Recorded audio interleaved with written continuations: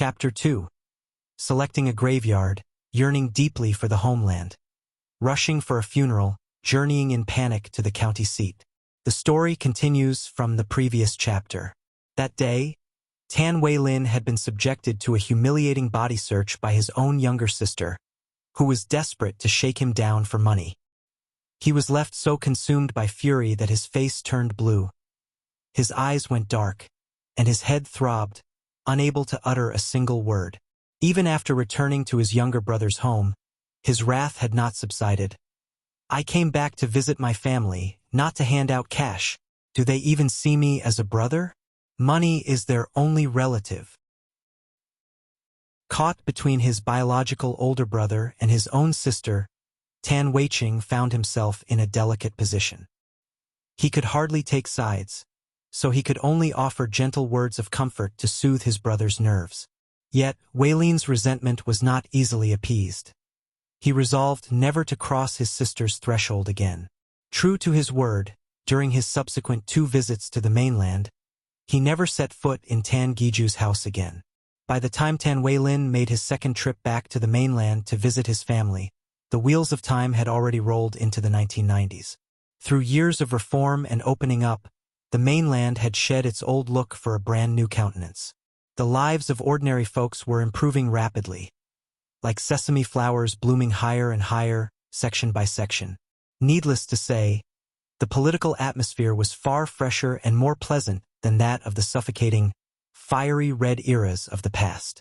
The leap in material life was nothing short of a world of difference. The rural brothers no longer had to toil all year round just to worry about filling their bellies. To return to one's roots as leaves fall to the ground is an inherent Chinese philosophy. It is said that people from Hubei province possess an exceptionally deep attachment to their native soil. During this second visit, the yearning to return to his hometown and spend his remaining years in peace took firm root in Weilin's heart. Although he was by no means a tycoon overseas, in this remote mountain village, he could certainly be counted as a wealthy man, possessing a solid financial foundation to live an affluent life. The real trouble, however, lay in the political entanglements. On the mainland side, the macro policy was clear and explicit. Overseas compatriots were warmly welcomed to resettle in their hometowns. Yet, Weilin remained uncertain about just how high the threshold would be set by the local bureaucrats, who were notorious for making up their own arbitrary rules.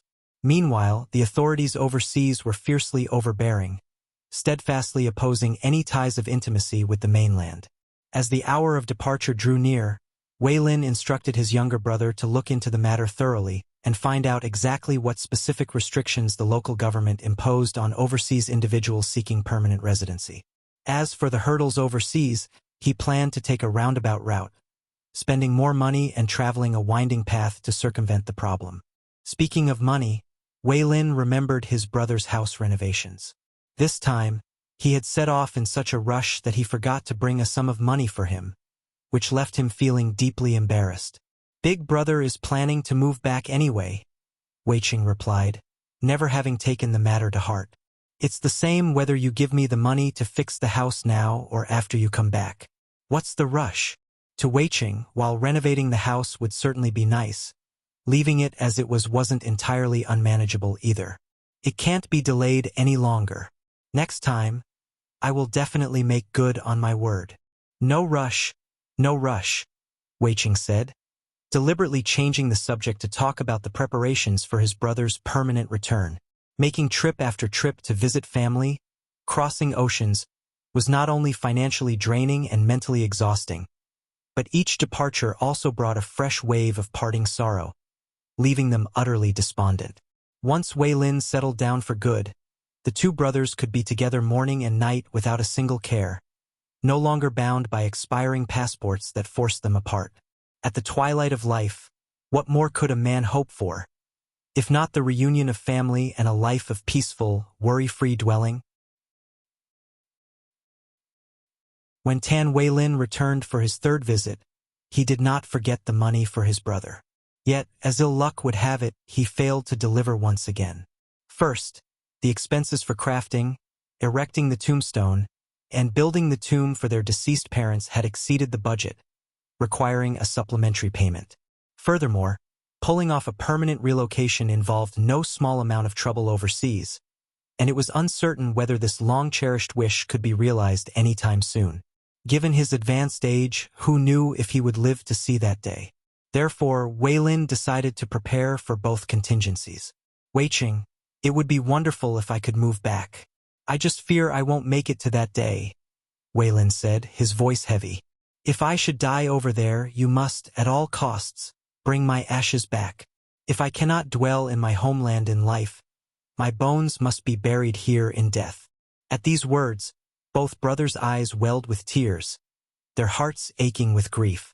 Thus, Wei Lin arranged for his brother to select a choice graveyard plot and commission a double tombstone, so that in the future, the two brothers could be buried together.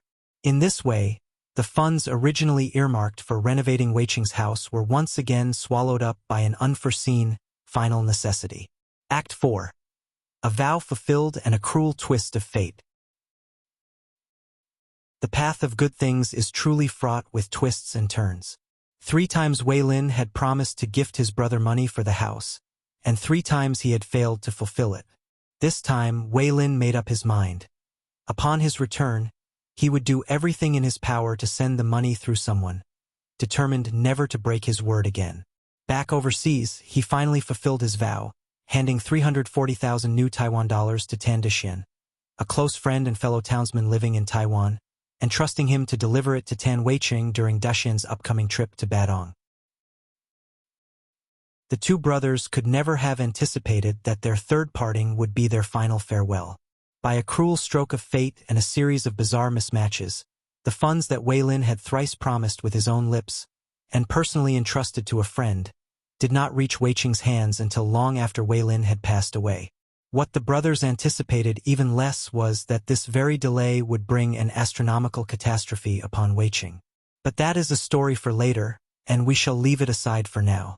On September 15, 1994, Tan Wei Lin was abruptly killed in a car accident.